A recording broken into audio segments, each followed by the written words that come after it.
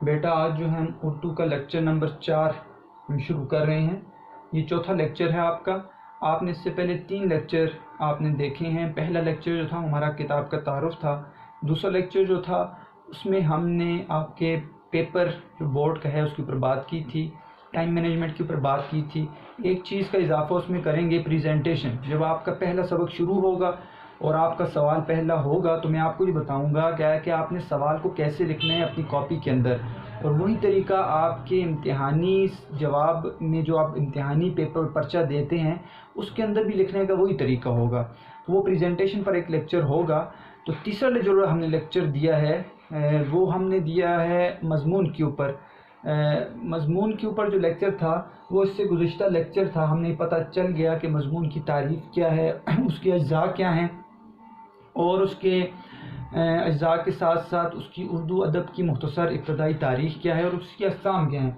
आज हम जो पढ़ रहे हैं वो है सर सैयद अहमद ख़ान का मुख्तसर तारुफ़ जो हम पढ़ रहे हैं। किताब का जो सफ़ा नंबर 1 है, सफ़ा नंबर 1, ये इसके ऊपर आपके हालात ज़िंदगी सर सैयद अहमद ख़ान के दर्ज हैं। ये सफ़ा नंबर 1 पर आप आज का सबक देखेंगे। अच्छा, जब मैं लेक्चर दे रहा हूँ बेटा आपने जो है वीडियो को देखना है, और जब हम किताब को पढ़ेंगे तो फिर आपने ईयरफोन्स या हेडफोन्स लगाकर किताब की तरफ देखना है।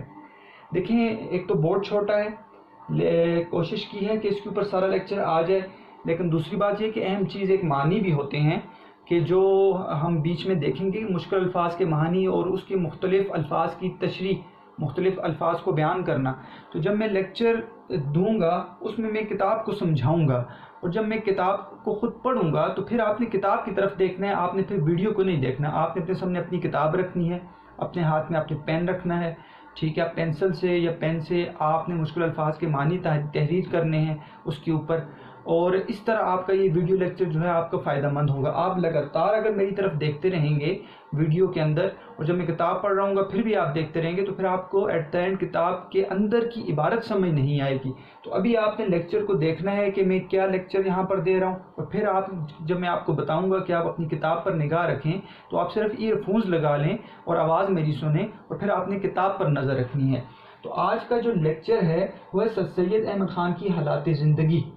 आपने अपनी नीट कॉपीज़ पर सबसे पहली बात जो है वो ये काम आपने करना है कि आपने सबसे ऊपर लिखना है सबक अपनी मदद आप मुसन्निफ सर सैयद अहमद ख़ान, सिन्फ मज़मून और माखज़ मकालात सर सैयद। ये बार बार दोहराया जा रहा है, और ये आपको जब मतन की तशरीह का सवाल, जो सवाल नंबर 2 होता है और वो 10 नंबर का सवाल होता है, उसमें जब मतन की तशरीह सियाक़ व सबाक़ के हवाले से की जाती है तो उसमें हवाला मतन लिखा जाता है। तो ये 4 चीज़ें वहाँ पर आपको काम आएंगी। ये इसलिए मैं बार बार दोहरा रहा हूँ, और आपने अपनी नीट कॉपीज़ के ऊपर लिखनी है ताकि इससे आपका वो जो पर्चे का एक सवाल का हिस्सा है वो हल हो जाएगा। तो आज भी हम इस एतबार से हालात ज़िंदगी को पढ़ेंगे कि आपका इम्तिहानी पर्चे के हिसाब से कौन कौन से सवाल इसमें आ सकते हैं। ये बड़ा अहम जो है हिस्सा होता है। आपने अपना हिस्सा नसर के तमाम असबाक जब आपके शुरू होंगे उससे पहले मुसन्निफ़ के हालात ज़िंदगी आप लाजमी देखेंगे। नज़में शुरू होंगी तो शुअरा की हालात ज़िंदगी आप पढ़ेंगे, ग़ज़लें शुरू होंगी शुअरा की हालात ज़िंदगी आप पढ़ेंगे। तो पहला सवाल तो आपसे ये है, आपने इसका जवाब मुझे देना है कि आया कि क्या फ़ायदा है इस एक सफ़े को ज़ाया किया गया है, क्या सबक को सीधा शुरू नहीं किया जा सकता था। तो हालात ज़िंदगी को लिखने का क्या फ़ायदा है कि एक एक सफ़े पर हर सबक से पहले हालात ज़िंदगी को लिख दिया गया है। सर सैयद अहमद ख़ान की शख्सियत से मुख्तसर तौर पर तो सारे लोग वाकिफ़ हैं, तो क्यों उन्होंने एक सफ़े के ऊपर हालात ज़िंदगी लिख दिए हैं। अल्लामा इकबाल की ज़िंदगी से या गालिब की ज़िंदगी से तो तकरीबन लोग वाकिफ़ होते हैं, तो क्यों एक सफ़े के ऊपर हालात ज़िंदगी लिख दिए हैं। तो ये सवाल आपसे है, आपने इसका मुझे जवाब देना है। आज जो हालात ज़िंदगी हम पढ़ रहे हैं सर सैयद अहमद ख़ान के, ये जहन में आपने बेटा रखना है। इसके अंदर पहले तो हम मारूज़ी सवालात को तलाश करेंगे कि मारूज़ी सवालात क्या हैं, इम्तिहानी नुक्ता नज़र से मारूज़ी सवालात, ठीक है। और ये मारूज़ी सवालात पूरे पेज के ऊपर किस तरीके से पेपर के अंदर आते हैं। आपको पता है सेक्शन अलिफ होता है, ये सेक्शन अलिफ होता है और ये सॉलिड मार्क्स होते हैं। एक MCQs का एक नंबर है, यानी गलती करने पर आपका एक नंबर कट गया। 20 MCQs होते हैं, तो आप ये 20 के 20 नंबर कैसे लेंगे? तो ये जब आप एक सबक पढ़ेंगे तो आपको समझ आएगी कि हमने उसका MCQs कैसे तलाश करना है। मारूजी सवालात हम इस हालात ज़िंदगी में देखेंगे कि कौन कौन से मारूजी सवालात यहाँ पर बन सकते हैं। मैंने आपको बताया था कि उर्दू की किताब में मारूजी सवालात कम हैं, आप मशकी सवालात के अंदर आपको मारूजी सवालात में MCQs नहीं मिलते, जबकि साइंसेस के अंदर आपको फिर MCQs मिल जाते हैं। तो हमने मारूजी सवालात खुद तलाश करने हैं, सबक को कैसे गौर से पढ़ना है, हमने अपने पास हाईलाइटर रखना है। जिन मारूजी सवालात का मैं आपको बताऊंगा, आपने उस लफ्ज़ को हाईलाइट करना है हाईलाइटर से, ताकि वो आपको कल के दिन पता चल जाए कि ये मेरा मारूजी सवाल है। एक तो हमने मारूजी सवालात इम्तिहानी नुक्ता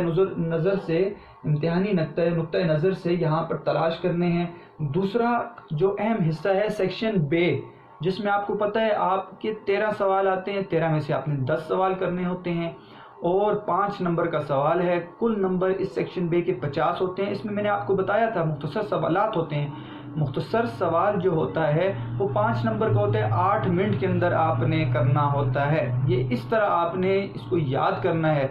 नेक्स्ट टाइम मैं आपसे खुद पूछूंगा क्या कि सेक्शन बे में कितने सवाल होते हैं, आपने कितने नंबर का सवाल करना है, कितने मिनट में करना है। तो इस तरह आपको ज़ुबानी याद होना चाहिए। मशकी सवाल भी आ सकता है इस हालात ज़िंदगी के अंदर। वो क्या सवाल होगा, वो सवाल अभी मैं आपको बताऊंगा। पहले हम देखते हैं कि इसके हालात ज़िंदगी क्या है। उसको मैंने पॉइंट्स की सूरत में लिख दिया है, उसको मैंने हेडिंग्स उन्वान दे दिए हैं। यहाँ पर 4 उन्वान दे दिए गए हैं ताकि आपको किताब को पढ़ने से पहले आपको ये समझ आ जाए कि सर सैयद अहमद ख़ान की जो हालात ज़िंदगी है मुख्तसर तौर पर वो क्या है। अच्छा बेटा, तो हालात ज़िंदगी को पहले पढ़ते हैं, फिर हम मारूजी सवालात और मशकी सवालात को भी देखते हैं। तो सबसे पहले जो है आपने जो हेडिंग देनी है वो है हालात ज़िंदगी। देखिए, हालात ज़िंदगी के अंदर आप मुख्तलिफ और सब हेडिंग्स दे सकते हैं, लेकिन ज़रूरी नहीं है। आप तारीख़ पैदाइश भी लिख सकते हैं, तारीख़ वफ़ात भी लिख सकते हैं, उनके वालिद के नाम की हेडिंग भी दे सकते हैं। लेकिन क्योंकि यहाँ पर आपको 4 हेडिंग्स पहले ही मिल रही हैं, तो आपको ज़रूरी नहीं है हालात ज़िंदगी की हेडिंग आप दें। तो हालात ज़िंदगी का दूसरा नाम है सवानही कवाइफ। ठीक है, इसका दूसरा नाम क्या है? सवानही कवाइफ। हालात ज़िंदगी में हम जब देखते हैं तो सर सैयद अहमद ख़ान की सबसे पहली जो चीज़ है वो है उनकी पैदाइश। वो 17 अक्टूबर 1817 में पैदा हुए हैं। ये तारीख़ पैदाइश और वफ़ात सबसे ऊपर लिख दी जाती है, इसलिए हम सबसे पहले हालात ज़िंदगी में उनकी पैदाइश को लिखेंगे। उसके बाद दिल्ली यहाँ पर मैंने लिखा है, तो ये वो पैदाइश का मुकाम है जहाँ पर सर सैयद अहमद ख़ान पैदा हुए हैं। इसका मतलब है सर सैयद अहमद ख़ान 17 अक्टूबर 1817 को दिल्ली के मुकाम पर पैदा हुए हैं। आपके वालिद का नाम क्या था? सैयद मोहम्मद मुत्तकी था। आपके वालिद का नाम था सैयद मोहम्मद मुत्तकी। अब आपने तालीम कहाँ हासिल की और कैसी तालीम हासिल की? तो उस दौर में रिवाज था कि वहाँ पर आपको पता है कि जो इब्तदाई तालीम होती थी वो कुरान और हदीस की होती थी। इसलिए सैयद अहमद ख़ान ने भी जो इब्तदाई तालीम हासिल की है वो कौन सी तालीम थी? कुरान और हदीस की तालीम हासिल की है आपने। अरबी का इल्म सीखा है आपने, अरबी को सीखा है आपने, तो तालीम के एतबार से आपने कुरान और हदीस सीखी। इसके बाद क्या है? इसके बाद आपके वालिद और भाई की वफ़ात हो गई। वालिद और भाई की वफ़ात के बाद आपकी ज़िंदगी में जो है तब्दीली आई। वो तब्दीली मजहबी रंग की सूरत में थी कि आप मज़हब के ज़्यादा करीब हो गए, आपने दोबारा कुरान का मुताला शुरू कर दिया। तो ये मुख्तसर हालात ज़िंदगी के अंदर आपने लिखना है। जब आप इन पॉइंट्स को समझ जाएंगे, ये पॉइंट्स हैं: दिल्ली में पैदाइश, वालिद सैयद मोहम्मद मुत्तकी, कुरान और हदीस का इल्म हासिल किया, वालिद और भाई की वफ़ात हो गई। उसके बाद आप पर मजहबी रंग नुमायाँ हो गया। पहली हेडिंग हमने हल कर दी। दूसरी हेडिंग है कौम की इस्लाह। देखिए, 1857 की जंग आज़ादी, जब मुग़लिया सल्तनत को ख़त्म कर दिया गया, ठीक है, मुग़लिया सल्तनत को ख़त्म कर दिया गया, तो उसमें 1857 की जंग आज़ादी में आप बिजनौर के अंदर थे। आपने मुसलमानों के ऊपर आने वाली सख्तियाँ, उनके हालात को ख़ुद देखा 1857 में। جب دیکھا تو آپ کو یہ محسوس ہوا کہ اب کیا ایسا طریقہ کرنا چاہیے کہ مسلمان اپنا کھویا ہوا مقام حاصل کر لیں۔ آپ نے سب سے اہم کام یہ کیا کہ آپ نے قوم کی اصلاح کا بیڑا اٹھا لیا، ذمہ اٹھا لیا۔ آپ نے کہا کہ آئندہ کے بعد میں قوم کی اصلاح کروں گا، اور ذریعہ ادب کو بنایا، ادب کے ذریعے اصلاح کرنے کی کوشش کی ہے۔ آپ نے کیا کیا؟ علی گڑھ کالج قائم کیا۔ آپ نے یہ محسوس کیا کہ اصلاح جو ہے وہ تعلیم کے ذریعے ہو سکتی ہے، علم کے ذریعے ہو سکتی ہے، اس لحاظ سے آپ نے علی گڑھ کالج کو قائم کر دیا۔ علی گڑھ کالج کے قیام کے ساتھ ساتھ آپ نے ایک رسالہ نکالا، جس رسالے کا نام تھا تہذیب الاخلاق۔ ٹھیک ہے، اخلاق کی تہذیب، اخلاق کو صحیح کرنا، اخلاق کو ٹھیک کرنا۔ تو آپ نے قوم کی اصلاح کے لیے آپ نے ایک رسالہ نکالا جس کا نام تھا تہذیب الاخلاق۔ تو قوم کی اصلاح اصل چیز ہے سر سید احمد خان کی، وہ اس حالات زندگی میں آپ کی کتاب کے اندر درج ہے، تو اس کو بھی آپ نے ہیڈنگ دینی ہے اور ان پوائنٹس کو یاد کرنا ہے۔ 1857 کی جنگی آزادی کے وقت آپ بجنور کے اندر تھے، قوم کی اصلاح کا ذمہ اٹھایا، علی گڑھ کالج کو قائم کیا اور ایک رسالہ نکال دیا جس کا نام تھا تہذیب الاخلاق۔ تیسری ہیڈنگ، ادبی خصوصیات۔ ادبی خصوصیات، اچھا بیٹا، جو مشکل الفاظ ہیں، مشکل الفاظ کے معنی اور مشکل جو چیزیں ہیں وہ ہم جب یہاں پر سبق پڑھیں گے تو اس کے اندر آپ کو مزید بتاؤں گا کہ علی گڑھ کالج کا قیام کب ہوا، تہذیب الاخلاق جو رسالہ ہے وہ کب نکالا گیا۔